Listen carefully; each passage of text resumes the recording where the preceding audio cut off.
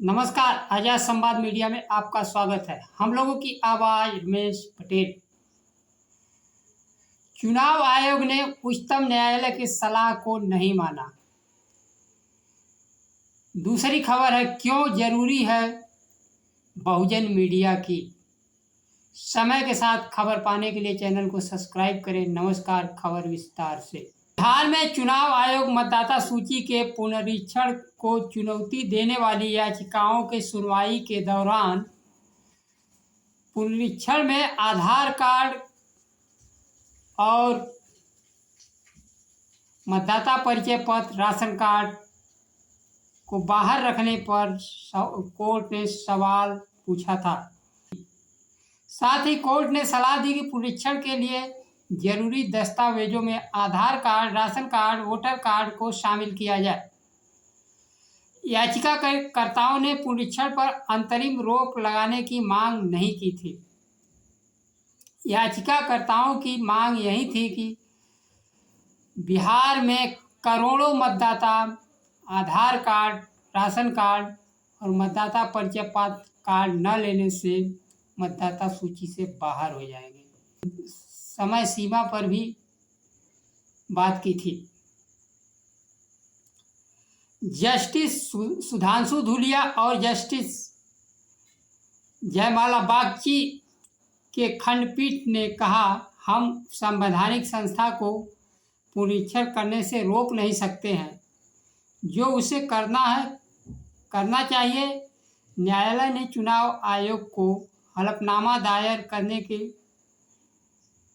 लिए 1 सप्ताह का समय दिया। साथ ही याचिकाकर्ताओं को भी 1 सप्ताह का जवाब दाखिल करने का समय दिया है। मताधिकार कटने से नागरिकों के लोकतांत्रिक अधिकार छीनने से जुड़ा हुआ है। संविधान निर्माता समिति में बाबा साहब ने जब मतदान प्रक्रिया पर बात शुरू की तो वहाँ सलाह आया कि पढ़े लिखे लोग केवल मतदान करेंगे, जमींदार लोग होंगे मतदाता। कुल मिलाकर आज़ादी के समय 14% देश में मतदाता थे, लेकिन बाबा साहब ने सबको समान मतदान का अधिकार दिया। अमीर, गरीब, दलित, पिछड़े, आदिवासी सबको एक मत की ताकत दे। आज चुनाव आयोग वही मत छीनने की कोशिश में लगा हुआ है। चुनाव आयोग पिछले कई चुनाव से मतदाताओं को ईवीएम के माध्यम से, मतदाता सूची के माध्यम से दलित, पिछड़े, आदिवासियों का हक अधिकार छीनने का प्रयास कर रहा है। उत्तर प्रदेश के विधानसभा चुनाव में दलित, पिछड़े, आदिवासी, अल्पसंख्यकों का वोट काटा गया, जिसे समाजवादी पार्टी ने हलफनामा के साथ चुनाव आयोग में दाखिल किया था, लेकिन चुनाव आयोग आज तक जवाब नहीं दिया। नया चुनाव आयोग का कारनामा मध्य प्रदेश में खुल रहा है। छत्तीसगढ़ में भी वही कारनामा हुआ होगा। मध्य प्रदेश में एक एक घर में 100 वोट के दावेदार निकल रहे हैं। महाराष्ट्र, दिल्ली, हरियाणा का भी चुनाव चोरी किया गया और बिहार में नए मॉडल से चुनाव चोरी करने की प्रक्रिया चल रही है, जिसमें दलित, पिछड़े, आदिवासियों को मतदान प्रक्रिया से, देश के नागरिकता से ही बाहर कर देने की साजिश हो रही है। मतदाता सूची सत्यापन के लिए जरूरी दस्तावेजों में आधार कार्ड, राशन कार्ड, मतदाता परिचय पत्र को शामिल करने की सलाह उच्चतम न्यायालय ने चुनाव आयोग के दी, लेकिन चुनाव आयोग ने अभी तक इसको मानकर कोई नोटिफिकेशन जारी नहीं किया है। इसके उलट बिना आधार कार्ड, बिना राशन कार्ड, बिना मतदाता परिचय पत्र जो पूर्व निर्धारित 11 दस्तावेज जारी किया है, उस दस्तावेज के साथ फॉर्म जमा हो रहे हैं।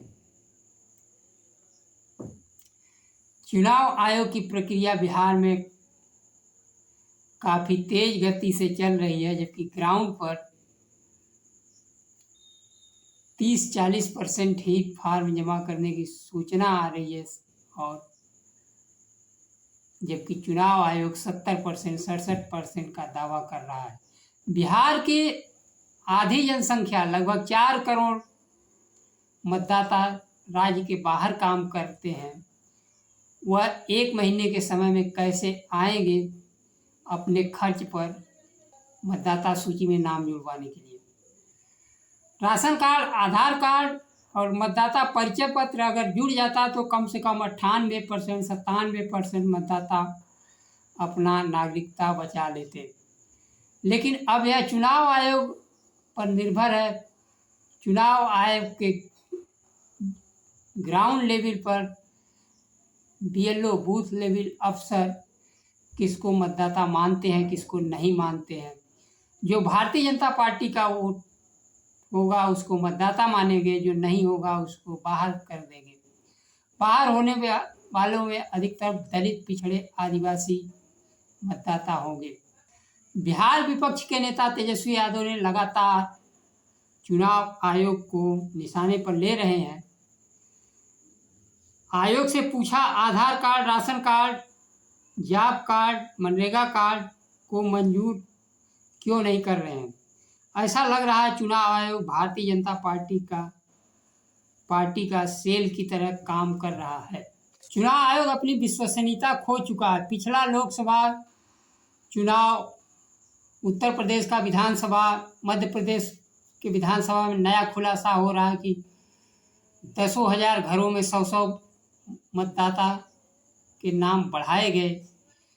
और छत्तीसगढ़ में जहां भारतीय जनता पार्टी की हार निश्चित थी, वहां भी जीत मतदाता सूची EVM में गड़बड़ी करके की गई है। हरियाणा और महाराष्ट्र चुनाव, दिल्ली के चुनाव में जिस प्रकार मतदाता सूची में हेरफेर हुआ, बिहार बंद के बाद चुनाव आयोग की विश्वसनीयता जनता के बीच खत्म हो चुकी है। दलितों, पिछड़ों, आदिवासियों, गरीबों को सावधानी रखनी होगी तथा सूची में अपना नाम बचा पाएगा। वह कौन लोग हैं जो दलितों, पिछड़ों, आदिवासियों को चपरासी तो बनने नहीं देते हैं, सांसद, विधायक बनने के लिए मतदाता सूची में नाम जोड़ेंगे। अभी तक चुनाव आयोग आधार कार्ड, राशन कार्ड, मतदाता परिचय पत्र को दस्तावेज के रूप में स्वीकार करने की कोई सूचना नहीं दी है। 28 तारीख को सुनवाई होगी तो सुप्रीम कोर्ट आधार कार्ड, मतदाता सूची, राशन कार्ड के बारे में क्या सीधे सीधे फैसला देगा। जिन मतदाताओं का नाम बिना दस्तावेज से कटा है, उनके जोड़ने के लिए आदेश निर्देश कोई कोर्ट से आएगा। चुनाव आयोग की इन सारी प्रक्रियाओं में भारतीय जनता पार्टी चुनाव आयोग के बचाव में लगी रहती है।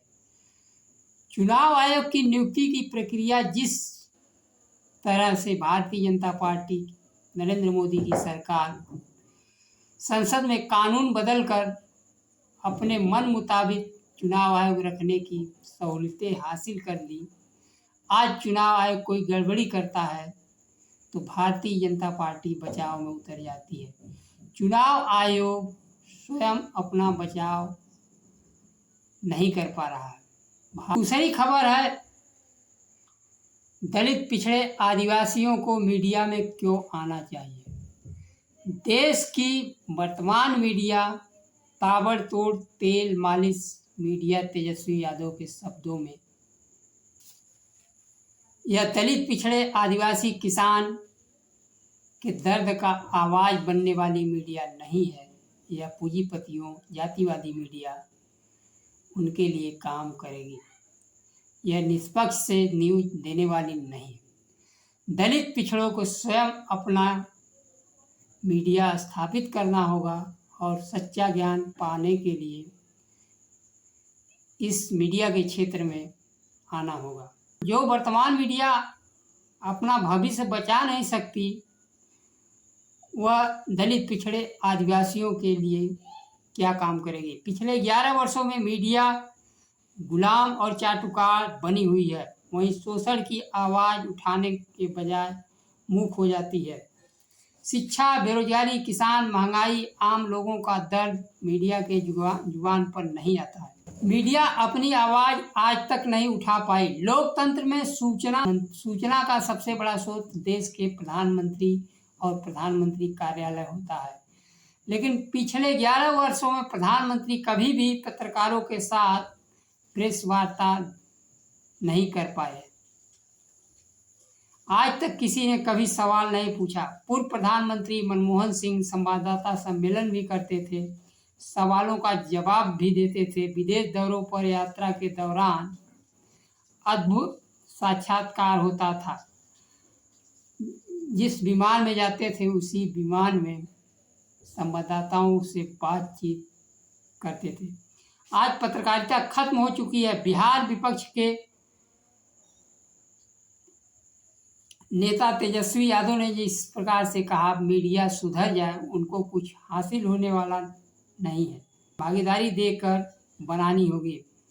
तब तक आम लोगों को खबरों में जगह नहीं मिल पाएगी। जब तक उनका स्वयं का मीडिया नहीं होगा, तब तक मीडिया का स्वरूप पूर्ण रूप से जातिवादी, मनुवादी और नफरत, हिंसा फैलाने वाली बनी रहेगी। यह जाति धर्म हिंदू मुस्लिम करने के साथ मानसिक रूप से बीमार समाज का निर्माण मीडिया कर रही है। ऐसे मीडिया का संपूर्ण बहिष्कार ही एकमात्र इलाज है। दलित, पिछड़े, आदिवासी सोशल मीडिया पर अपनी आवाज़ स्वयं बने, चाहे सोशल मीडिया हो, प्रिंट मीडिया हो।